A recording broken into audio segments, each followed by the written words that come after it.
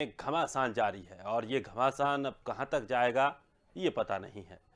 पंजाब के CM captain Amarinder Singh के इस्तीफे के बाद पंजाब में हर मामले पर कलह और कयास दोनों जारी हैं। लेकिन सिर्फ पंजाब ही नहीं, उत्तर प्रदेश और राजस्थान में भी पार्टी में भूचाल है। राजस्थान में अशोक गहलोत के ओएसडी लोकेश शर्मा ने इस्तीफा दिया तो साथ ही ट्वीट करके पार्टी पर निशाना भी साधा। वहीं उत्तर प्रदेश में कांग्रेस को बड़ा झटका लगा है। पूर्वांचल के बड़े ब्राह्मण नेता ललितेश पति त्रिपाठी ने कांग्रेस पार्टी से इस्तीफा दिया है। चुनाव से पहले ललितेश त्रिपाठी का ये कदम कांग्रेस पार्टी के लिए एक बड़ा झटका माना जा रहा है। गांधी परिवार के बेहद करीबी माने जाने वाले ललितेश त्रिपाठी, वहीं अब चर्चा ये भी है कि ललितेश त्रिपाठी समाजवादी पार्टी में शामिल हो सकते हैं। तो आज की इस चर्चा पर हम इस कार्यक्रम में कांग्रेस में जो घमासान मचा हुआ है और आला कमान किस तरह से अपना रवैया अपनाए है और कैसे इन पूरे झगड़ों को खत्म करेगा और आने वाले उत्तर प्रदेश और पंजाब के चुनाव में इस कलह के साथ कांग्रेस कौन से मुद्दे लेकर मैदान में उतरेगी, ये भी एक देखना बड़ी बात होगी। और सबसे बड़ी बात यह है कि अगर इसी तरह से कांग्रेस के अंदर कलह मची रही तो कांग्रेस का भविष्य क्या होगा। पंजाब के साथ राजस्थान, उत्तर प्रदेश, छत्तीसगढ़ में भी लगातार कांग्रेस का मनमुटाव बना हुआ है। और दरअसल ये मनमुटाव आपसी ही पार्टी में, आपसी नेताओं में बना हुआ है। एक दूसरे का नेतृत्व किसी को पसंद नहीं आ रहा है। कांग्रेस नेतृत्व से पार्टी की जो कमान है वो पूरी तरह से शायद संभल नहीं पा रही और यही वजह है कि इस तरह की विवादित स्थिति बनी हुई है। तो अब पंजाब में सिद्धू अमरिंदर की लड़ाई में अमरिंदर सिंह ने इस्तीफा दे दिया है। वहां अब क्या और स्थिति बनने वाली है, वहां तजिंदर सिंह का नाम भेजा है सोनिया गांधी के लिए, लेकिन अभी नाम फाइनल कैसे होगा, क्या होगा, इस पर फैसला क्लियर नहीं हो पाया। लेकिन हालांकि ये तय माना जा रहा है कि वही अब पंजाब के नए मुख्यमंत्री के रूप में देखे जाएंगे। चलिए, तो इन विषयों को लेकर के आज हम चर्चा करने वाले हैं। अश्विनी हांडा, प्रवक्ता कांग्रेस, गौरव मिश्रा, वरिष्ठ नेता बीजेपी से हमारे साथ जुड़ गए। दोनों मेहमानों का बहुत बहुत स्वागत है। अश्विनी जी, सबसे पहले सवाल आप ही से है कि आखिर क्या स्थिति बनी हुई है और अगर यही स्थितियां आगे भी बनी रहीं, चुनाव आने वाले हैं, पार्टी पर गलत असर पड़ सकता है, इसका कैसे संभालेगा हाईकमान? क्योंकि अभी तक तो स्थिति ये साफ हुई है कि हाईकमान कहीं ना कहीं नाकाम साबित हो रहा है।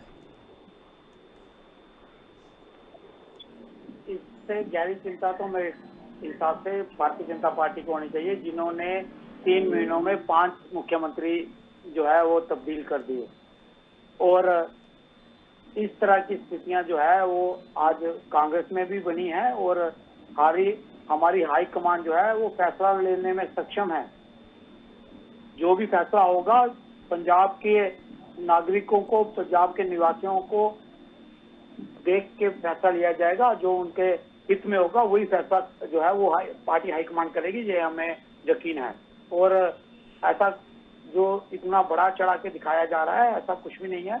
बस इतना है कि आज जो परिस्थितियां हैं वो आपस में मतभेद होने के कारण ये स्थिति उत्पन्न हुई है और इसमें सक्षम है हाईकमान भी और सभी दलों, जितने भी विधायक सक्षम है अपने नेता को चुनने के लिए। चलिए, नेता चुनने के लिए सक्षम है, लेकिन ये विवादित स्थिति क्यों बन रही है? सबसे बड़ी समस्या तो ये है ना कि आप मामला भी सुलझाते हैं, हाईकमान के पास पहुंचते हैं, जो नाराज नेता है वो पहुंचते हैं, वहां से वापस आ जाते हैं, फिर आके वही स्थिति बनती है। ये तो कमी कहीं ना कहीं आला कमान की भी कमी है, या आला कमान इतना सक्षम नहीं है कि एक बार में उनको निर्देश नहीं दे पा रहा, या फिर जो क्षेत्रीय नेता हैं वो निर्देश मानना नहीं चाहते आला कमान का। ये मतभेद है, उससे मैं आपकी बात से सहमति रखता हूं कि ये तो मतभेद हैं और जो खुल के सामने आए और जो दिख रहे हैं उससे तो पल्ला नहीं जा सकते। लेकिन ऐसा भी नहीं है कि आला कमान की बात मानी नहीं जा रही है। अगर आला कमान की बात नहीं मानी जाती तो आज सिद्धू जो है अध्यक्ष नहीं होते, लेकिन सिद्धू अध्यक्ष हैं पार्टी के, उनको बना दिया गया। पार्टी के हाईकमान ने ही बनाया है उसको और सबको सर्वमान्य है। अमरिंदर को हटा भी दिया। देखिए, अमरिंदर को हटाना जो है, मैं तो ये कह रहा हूं कि सिद्धू जी को जो है ये पद, अब जो रिस्पॉन्सिबिलिटी है वो सिद्धू जी को देनी चाहिए ताकि आने वाले चुनावों के लिए वो अच्छे से तैयारी कर सकें। चलिए, गौरव जी, आप किस तरह से देखते हैं जो स्थिति बनी हुई है। और उत्तर प्रदेश की बात करें, जिस तरह से जो एक बड़ा नाम बीजेपी, जो ब्राह्मण चेहरा एक बड़ा था, वो अब कांग्रेस छोड़कर सपा में पहुंच रहे हैं। दरअसल ब्राह्मण वोट को साधने की एक कवायद बड़े तौर पर सभी राजनीतिक दल उत्तर प्रदेश में कर रहे हैं। बीजेपी भी कर रही है, कांग्रेस भी कर रही है, समाजवादी पार्टी भी कर रही है और बीएसपी भी कर रही है। तो इस तरह से जो एक ऐसे नेता वहां से कांग्रेस का साथ छोड़ते हैं, कांग्रेस को नुकसान होगा, साथ साथ में बीजेपी को भी कुछ नुकसान है क्या? नहीं, देखिए, जब जो शीर्ष नेतृत्व होता है उसकी विश्वसनीयता समाप्त हो जाती है या कम हो जाती है, तो उस पार्टी में जो नीचे का नेतृत्व होता है उसमें भगदड़ जैसी स्थिति हो जाती है। लेकिन कांग्रेस और भारतीय जनता पार्टी में बुनियादी फर्क है। कांग्रेस में जो राज्य स्तर पे या नीचे में जो नेता काम करते हैं, जो पार्टी का झंडा लेकर के आगे चलते हैं, उनके लिए पार्टी महत्वपूर्ण नहीं होती है, केंद्रीय नेतृत्व की चमचागिरी और उनकी परिक्रमा ज्यादा महत्वपूर्ण होती है। उसका एक बहुत लंबा चौड़ा इतिहास कांग्रेस पार्टी में रहा है। चाहे आज आसाम में हिमंता सर्मा बिस्वा वहां पर मुख्यमंत्री हो, कभी वो कांग्रेस में हुआ करते थे, लेकिन आज भारतीय जनता पार्टी में आकर के वो आसाम का नेतृत्व संभाल रहे हैं, उसकी बागडोर संभाल रहे हैं। पंजाब में जिस तरीके से केंद्रीय नेतृत्व ने स्वयं आगे बढ़ करके कैप्टन अमरिंदर सिंह के खिलाफ सुनियोजित साजिश के तहत एक ऐसे मसखरे को लगा रखा, जिसने खुले तौर पर खालिस्तान का समर्थन किया, जिसने खुले तौर पर पाकिस्तान के अध्यक्ष के साथ गले मिलने का काम किया और हमेशा उसने खालिस्तान का समर्थन करने का काम किया। यहां तक कि जम्मू कश्मीर को उनके लोगों ने एक तरह से भारत का कब्जा बताया वहां पर और पीओके क्षेत्र में पाकिस्तान का कब्जा बताया। तो इस तरह की मानसिकता वाले व्यक्ति को वहां पर एक नेतृत्व के रूप में प्रपोज करना और प्रमोट करना, ये कांग्रेस के हाईकमान की मानसिकता को साफ दर्शाता है। वहीं आप आ जाइए छत्तीसगढ़ में, छत्तीसगढ़ में भी वैसी ही जंग छिड़ी हुई है। वहां पर बघेल हो या फिर सिंहदेव हो, दोनों में 50-50% को लेकर के आज घमासान मचा हुआ है। एक तरफ भूपेश बघेल जी है, उनके ऊपर कई आरोप अभी सुप्रीम कोर्ट में लंबित है, वो चल रहे हैं, कभी भी वो फाइल खुल सकती है। वहीं सिंहदेव उनको चुनौती देने के लिए तैयार है, क्योंकि वहां पर समझौते के तहत ही सरकार बनी थी 2.5 साल के फार्मूले पर। वहीं आप केरल में चले जाइए तो 40 वर्ष पुराना जो इनका सिपाही रहा है, वो इनकी पार्टी को छोड़ करके वहां मार्क्सवादी कम्युनिस्ट पार्टी में चला जाता है। तो एक प्रकार से भगदड़ जैसी स्थिति पूरे देश में कांग्रेस पार्टी के अंदर मची हुई है। और विशेष रूप से वो लोग जो देश के साथ न्याय करना चाहते हैं, अपने राजनीति के माध्यम से देश में कुछ कंट्रीब्यूट करना चाहते हैं, वहीं कांग्रेस हाईकमान अपनी परिक्रमा कराना चाहता है, जो एक वंशवादी और राजशाही जो प्रवृत्ति होती है, उस प्रवृत्ति पर झुकाना चाहता है। तो इस प्रवृत्ति का जो नेतृत्व होगा, वो कभी ऐसे नेताओं को बर्दाश्त नहीं करेगा और अंततः वो अलग हो जाएंगे। आप देखिए, ममता बनर्जी हो, शरद पवार हो, सुरेश कलमाडी हो, तमाम ऐसे बड़े नेता कांग्रेस से निकल करके स्प्लिट करके कांग्रेस को तोड़ करके अपनी अपनी पार्टी बना करके उन्होंने काम किया अपने क्षेत्रों में और लोकप्रिय नेता बने रहे। लेकिन वही कांग्रेस के ऊपर जू तक नहीं रहेगा, जो उसकी परंपरा, जो संस्कृति रही है छोड़ने की, बांटने की और एक राजशाही, वंशवादी और सामंती सोच की, वो आज तक काम है, जिसके कारण कांग्रेस में भगदड़ जैसी स्थिति बनी। आने वाले समय में आप देखिएगा कांग्रेस का ये जो पुराना स्वरूप है समाप्त हो जाएगा। और बिल्कुल। और गौरव जी, अगर बात करें अमरिंदर सिंह के पद छोड़ने के बाद से, तो बीजेपी ने भी तमाम आरोप प्रत्यारोप आला कमान पर लगाए हैं, कांग्रेस आला कमान पर, कि इस तरह के निर्णय शायद एक अच्छी राजनीतिक पार्टी को नहीं लेने चाहिए, इस तरह के नेताओं से इस्तीफा नहीं मांगना चाहिए था। नहीं, देखिए, पंजाब की स्थिति समझने की आवश्यकता है। पंजाब में लंबे समय से कैप्टन अमरिंदर सिंह ने जिस तरह से वहां पे जीत हासिल की, वहां पे कई खेमा है। कैप्टन अमरिंदर सिंह है, अकाली है, आम आदमी पार्टी वहां पर सक्रिय है, भारतीय जनता पार्टी वहां पर काम करती है। इस प्रकार से वहां पर कई खेमे हैं। लेकिन ऐसी परिस्थिति में जब कैप्टन अमरिंदर सिंह के पास बागडोर पंजाब की जाती है, तो उसमें बहुत बड़ा समाज जो वहां का है, वहां का हिंदू समाज और जाट सिख समाज जो है, वो पूरी तरह से कैप्टन के साथ जुड़ा रहता है, इंटैक्ट रहता है। और कैप्टन अमरिंदर सिंह ने कभी भी देश के विरोध की लाइन खींचने का प्रयास नहीं किया। उन्होंने हमेशा उन मुद्दों पर विरोध किया जहां से उन्हें संभावित खतरे दिखाई देते थे, सीमा पार से हो या सीमा के अंदर, वो चाहे सिद्धू का मामला हो या फिर ड्रोन से हथियार गिराने का मामला हो पंजाब के अंदर, या फिर ड्रग्स की सप्लाई का मामला हो, उन्होंने विरोध किया। लेकिन वहीं इनके सभी इन प्रयासों पर पानी फेरने का काम, उसको रोकने का काम कांग्रेस की केंद्रीय नेतृत्व ने हमेशा ऐसा काम किया, इसलिए ऐसी स्थितियां उत्पन्न हुई। चलिए अश्विनी जी, क्या लगता है, क्या इसी तरह की स्थितियों को लेकर आप चुनावों में पहुंचेंगे?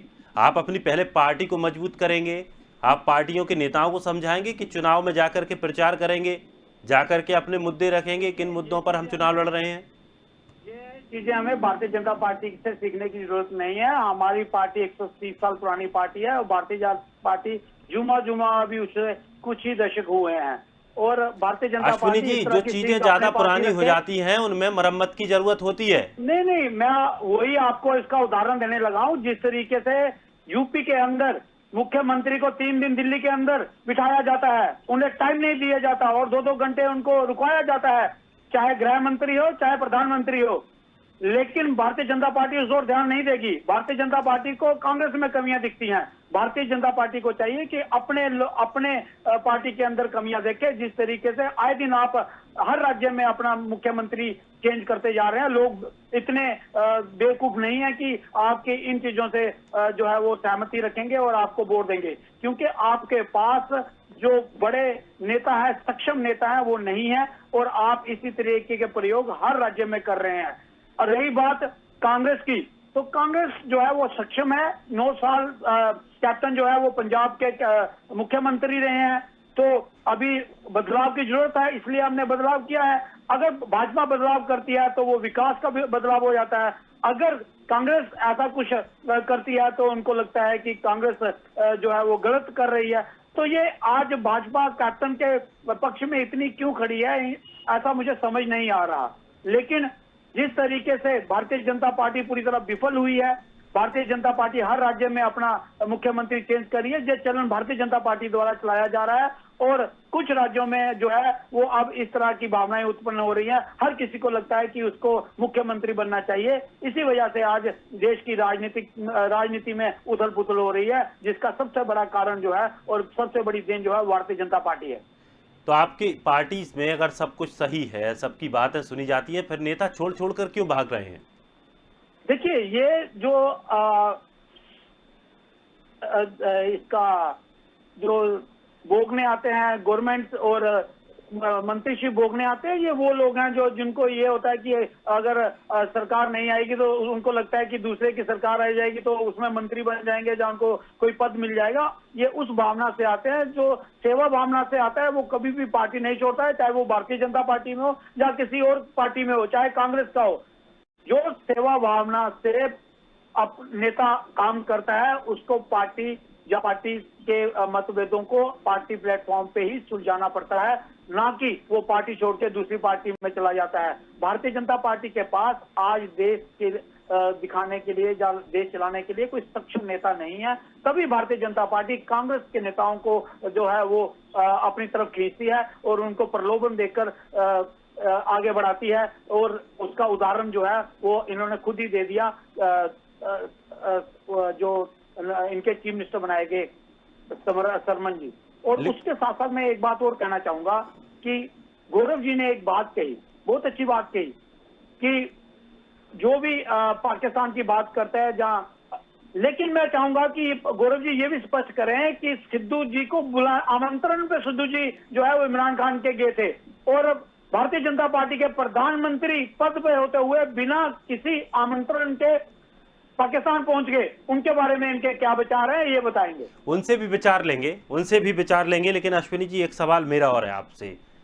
आप बीजेपी पर आरोप लगा रहे हैं, बीजेपी कह रही है, लेकिन अमरिंदर सिंह तो आपके बड़े नेता थे, मतलब अभी भी हैं वो नेता, अभी उन्होंने कांग्रेस नहीं छोड़ी है, उन्होंने सिर्फ मुख्यमंत्री पद से इस्तीफा दिया है, लेकिन उन्होंने खुद सिद्धू पर गंभीर आरोप लगाए हैं। अब इसको लेकर के क्या मायने निकाले जाएं?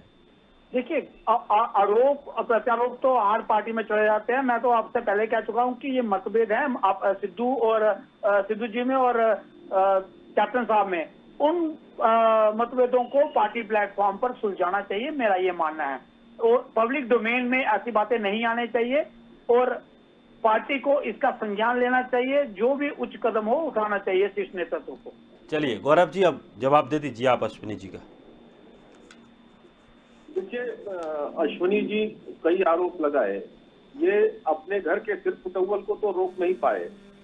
आसाम के वर्तमान के मुख्यमंत्री हिमंता शर्मा विश्वा ने बहुत साफ इंटरव्यू में, वो यूट्यूब वगैरह पे पढ़ा भी होगा, ये देख लेंगे तो इन्हें पता चल जाएगा कि जब वो राहुल गांधी से मिलने गए तो वो अपने कुत्ते से ज्यादा लगाव दिखा रहे थे, उससे ज्यादा बात कर रहे थे, बल्कि अपने पार्टी के कार्यकर्ता से और नेता से जो हजारों किलोमीटर दूर से आया है उससे बात करने का उनके पास समय नहीं था। तो उनके यहाँ जो संस्कृति है, जो कल्चर है, वो एक परिवार को भगवान मान करके या अल्लाह जीसस मान करके उन्हीं को पूजने का है। तो हमारे यहाँ भारतीय जनता पार्टी में ऐसा कोई संस्कार नहीं है। हमारे यहाँ एक लोकतांत्रिक व्यवस्था है और उस लोकतांत्रिक व्यवस्था के आधार पर जो निर्णय शीर्ष नेतृत्व लेता है उसको नीचे के भी लोग सर स्वीकार करते हैं, पालन करते हैं, या नीचे से भी जो आवाज आती है, जिस प्लेटफॉर्म से आवाज आए, चाहे वो सदन के अंदर से आए या संगठन के अंदर से ध्यान लिया जाता है, उसको भी सही तरीके से उसका निस्तारण किया जाता है। यही कारण है कि आप देखिए, कांग्रेस के अंदर में आजादी के बाद से अगर राज्य स्तर पर देखिए तो 100 से ज्यादा बार कांग्रेस टूट चुकी है। राज्य और केंद्र की कांग्रेस मिला करके 100 से ज्यादा बार कांग्रेस में स्प्लिट हो चुका है और वहीं केंद्रीय कांग्रेस में 5 बार स्प्लिट हो चुका है। तो ये इनके वर्क कल्चर को बताता है। और जिस पार्टी को ये 100 साल से पुरानी पार्टी ये बताते हैं, लगता है ये गाना गाना भी अब ये बंद कर दें, क्योंकि महात्मा गांधी ने बहुत साफ और स्पष्ट कह दिया था कि कांग्रेस का जो निर्माण हुआ था वो देश को आजादी दिलाने के लिए हुआ था और आजादी मिल गई। अब कांग्रेस का कोई रेलिवेंस नहीं है, कांग्रेस का कोई अहमियत अब स्वतंत्र भारत में नहीं रह गया है, इसलिए इसे डिसॉल्व कर दिया जाए। लेकिन वहां नेहरू जी और अंग्रेजों की कूटनीति के कारण कांग्रेस जिंदा रह गई, जिसका दंश 70 वर्ष तक इस देश को झेलना पड़ा और तमाम क्षेत्रों में पिछड़ना पड़ा पूरे दुनिया में, और तमाम सारी समस्याएं इस देश के अंदर में पनप गई, जिसके कारण से कई खंड में टूटने के कगार पर देश पहुंच गया 2014 तक आते आते। लेकिन समय समय पर कि देश की जनता ने एक राष्ट्रवादी नेतृत्व को नेतृत्व देने का काम किया है, चाहे वो 1967 में 8 राज्यों में हमारी सरकारें रही हैं, अटल जी की सरकार रही है, जब हमारी सरकारें आई हैं तब तक देश को आगे बढ़ाने का, विकास की गति तेज करने का काम किया है। अश्विनी जी कुछ कहना चाह रहे हैं आप? वहीं कांग्रेस ने लुटिया डुबोने का काम किया। बात का जवाब देना चाहूंगा। इन्होंने महात्मा गांधी जी की बात बताई कि उन्होंने कहा था कि कांग्रेस का बस उतना ही समय था। तो मैं गौरव जी को यह बता दूं कि महात्मा गांधी जी ने अगर ये बात कह देते हुए, आज मेरा ध्यान से सुनिएगा, कि महात्मा गांधी अगर इतने बड़े नेता थे, जिस प्रकार से जनसंघ और आरएसएस ने आजादी की लड़ाई में भाग नहीं लिया, और अगर उस समय पर महात्मा गांधी ये आपको तगमा दे देते कि ये देशद्रोही हैं, तो आज तक भाजपा को मुंह छुपाना पड़ता। लेकिन महात्मा गांधी इतने बड़े नेता थे, उन्होंने कभी भी ऐसे लोगों को जो है वो ये संज्ञान नहीं दिया कि ये देशद्रोही हैं। अगर उन्होंने आपको ये उपलब्धि दे दी होती तो मैं यकीन से कह सकता हूं कि आज आपका अस्तित्व नहीं होता है हिंदुस्तान के अंदर। जिस तरीके की बातें आप करते हैं, जिस तरीके से गुमराह आप करते हैं, और जिस तरीके से आरएसएस और जनसंघ जो है वो लोगों को, विचारों को जिस तरीके से घृणा फैलाता है, ये आज भारत का दुर्भाग्य है कि ऐसी संस्थाएं हैं जो देश का जो है माहौल खराब करती हैं। और मैंने ये इसलिए कहा आपसे कि अगर महात्मा गांधी उस समय पर आपको ये उपलब्धि दे देते कि आपने स्वतंत्रता संग्राम में भाग नहीं लिया, आप देशद्रोही हैं, तो आज आपको मुंह छुपाना पड़ता। आप इस तरह की बात ना करें तो ज्यादा बेहतर होगा भारतीय जनता पार्टी के संदर्भ में। और दूसरा ये है कि आपकी पार्टी को जुमा मैंने बोला कि एक से 1.5 दशक हुआ है और आपने कई तरह के नाम परिवर्तन किए अपनी पार्टी के लिए, और पिछले कुछ दशकों में आपकी जनता पार्टी बनी। उससे पहले आप जनता पता नहीं कौन सी नाम, मेरे को तो नाम भी याद नहीं है कौन कौन सी पार्टियां आपने बनाई। लेकिन इस तरह से अभिमानी होना जो है, ये कहना कि हमें लोगों ने अक्सरियत दे दी, तो अक्सरियत लोगों ने इसलिए दी कि आपने लोगों को गुमराह किया और ये कहा कि हम विकास करेंगे। विकास के नाम पर आज आप लोगों को जातिवाद में बांट रहे हैं, लोगों में घृणा फैला रहे हैं, हिंदू मुस्लिम, हिंदू सिख, हिंदू ईसाई, इस तरह से करके आप देश बांट रहे हैं। आपको चाहिए कि आप जिस विजन से चले थे, ये कहकर कि विकास करेंगे, आप विकास की तरफ ध्यान दें, ना कि इस तरह से जातिवाद करके आप कांग्रेस को कोस कर आगे बढ़ते। चलिए गौरव जी। देखिए, कांग्रेस मुक्त भारत करना ही जो है विकास है, वो तो और गांधी परिवार मुक्त भारत करना ही विकास है। मैं इनको मैं जानकारी के लिए देना चाहता हूँ, कुछ सूत्र बताना चाहता हूँ। इन्होंने कहा कि हमारा आजादी की लड़ाई में योगदान नहीं था। चलिए, इनकी बात मान लेते हैं, लेकिन हमें ये बताइए, इस बात से तो ये इत्तेफाक रखते होंगे कि आजादी की लड़ाई में चंद्रशेखर आजाद का योगदान था, सरदार भगत सिंह शहीद आजम का योगदान था। नहीं, उसके साथ आपका क्या कंसर्न है? नहीं गया वहाँ। नहीं, गौरव जी, उसके साथ आपका क्या कंसर्न है? प्रधानमंत्री उनके घर नहीं गया, और प्रधानमंत्री मोदी जी जब प्रधानमंत्री बनते हैं इसी जनसंघ से, इसी आरएसएस की आप संग्राम में भाग नहीं लेंगे, लेकिन जो लोग गुजर चुके हैं उनके घर जाके अपने आप को बीट अप करवाएंगे कि आप उसके। देखिए, मैं नहीं बोलूंगा, बीच में देखो, इस तरह का तर्क जो है वो बीच में बोलिएगा तो मैं नहीं बोलूंगा। चलिए मुझे ये बताइए, आपके बीच में मैं नहीं बोलता हूँ। जब प्रधानमंत्री मोदी जी प्रधानमंत्री बनते हैं तो वही चंद्रशेखर आजाद के घर जाने का काम करते हैं, शहीद आजम भगत सिंह वही जलियांवाला बाग जाने का काम करते हैं, बाकायदे जो शहीद हुए हैं उनके लिए स्मारक बनवाने का काम करते हैं। ऐसा काम कांग्रेस पार्टी ने क्यों नहीं किया? उसने तो कभी ऐसा कोई काम नहीं किया जिससे लगे कि हाँ, वास्तव में वो आजादी की लड़ाई में शामिल थे। कभी ऐसा नहीं महसूस हुआ। लेकिन आज जिस तरीके से सम्मान दिया गया है देश के उन लोगों को जिन्होंने वास्तव में देश की स्वतंत्रता में अपनी आहुति दी थी, वो भारतीय जनता पार्टी के नेतृत्व में चल रही सरकार के रिजीम में ही दिया गया। ये समझने योग्य बात है, और देश की जनता इस बात को भली प्रकार समझती है, जानती है। इसमें मुझे प्रमाण देने की कोई आवश्यकता नहीं। अश्विनी जी। अवस्थी जी, मैं भारतीय जनता पार्टी के प्रवक्ता से ये पूछना चाहता हूं कि क्या आप गोडसे के समर्थक थे कि नहीं थे, जिसने महात्मा गांधी को निहत्थे मैं उसमें भी स्पष्ट कर देता हूं। और आप उनके फॉलोअर्स हैं कि नहीं हैं? क्या आप गोडसे को अपना अनुयायी मानते हैं कि नहीं मानते? मेरा ये प्रश्न है। और दूसरा प्रश्न ये है कि आपने कहा कि प्रधानमंत्री जी ने उनको जो है वो जलियांवाला बाग गए। आज आपने जलियांवाला स्मारक में देखा कि किस तरीके से लोगों की भावनाओं को आहत किया है। आपने वो सारे स्मारक मिटा दिए, वो सारे चिन्ह मिटा दिए। आपकी पार्टी ने इवेंट मैनेजमेंट करके वहां पे एक थिएटर के रूप में उसको बना दिया। वो चिन्ह जो हमारी स्वतंत्रता की जो लड़ाई का एक बहुत बड़ा इतिहास था, उसको आपने मिटाने में जो है वो अपना योगदान दिया है। दूसरा मेरा ये प्रश्न है कि आपने बात की चंद्रशेखर आजाद और सुखदेव सिंह या जितने भी हमारे स्वतंत्रता सेनानी हुए हैं, मैं चाहूंगा कि आप ये बताएं कि पिछले कुछ वर्षों से जब से आपकी सरकार है, आपने उन स्वतंत्रता सेनानियों के परिवार के लिए क्या किया, वो देश को बताइए जरा। गौरव जी। देश के लिए जो लड़ने वाले हमारे सैनिक हैं, वो और मैं सैनिकों की बात नहीं कर रहा हूँ, मैं उन स्वतंत्रता सेनानियों की बात कर रहा हूँ। मैं आपके सारे गौरव जी, आप प्रश्न को आप चेंज कर रहे हैं। मेरा प्रश्न जो है, जो सुन लीजिए, गोडसे वाला भी मेरे ख्याल से आपने प्रश्न नहीं सुना मेरा। सेनानियों वाला भी उत्तर दूंगा, और ये भी मेरा प्रश्न आपके लिए जानना जरूरी है। ज्ञानवर्धन बहुत जरूरी है। बिना जानकारी के आप इस तरीके से बोलेंगे तो आप अपने पार्टी का पक्ष सही तरीके से रख नहीं पाएंगे। देखिए, ओआरओपी की जो डिमांड सेना की रही है, सैनिकों की, वो 40 वर्ष पुरानी रही है, जिसको पूरा करने का काम प्रधानमंत्री मोदी जी करते हैं। जब वो शासन में आते हैं तब उसको पूरा करने का काम करते हैं।